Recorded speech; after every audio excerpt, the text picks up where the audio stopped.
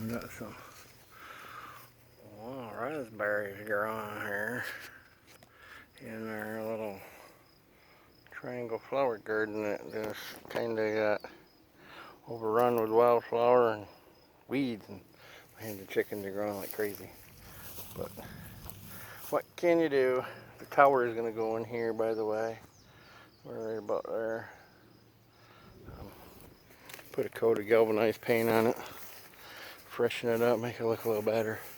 Still got to get some screws in there. The antenna's mounted.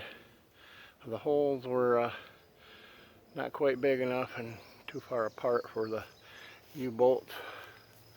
So I took and augered them out with a drill bit. That's the hole, and you just run the drill bit. Well, kind of hard to do with over here, but I can't put a pit. The lawnmower's broke, so you take the hole and you just take the drill bit and you just kind of like on the bottom edge and just kind of open the hole up a little bit so it's oblong. You don't need to push hard or anything because it's soft aluminum, and you just kind of open the hole up enough for the U-bolts to fit. Hey, Sherbert. Hey, Sherbert. And so the mast, you got that little boop on there. The antenna bracket is slightly warped,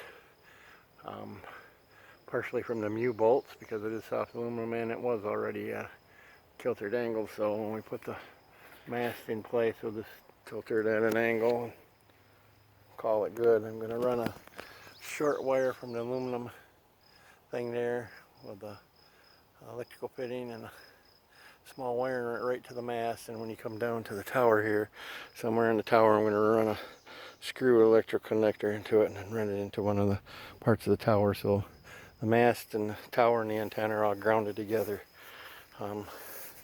Then being that this will be all the way up here is where I'm putting the board in with a bolt sticking up, and I'll slide the mast here over top of the bolt.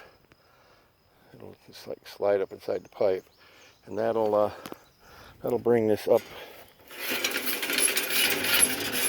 to here, which will give you 12-14 feet to the base of the antenna.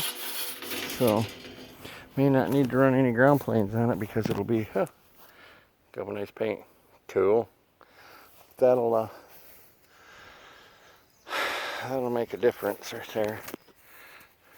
It shouldn't need I'm hoping it won't need ground planes. I don't know.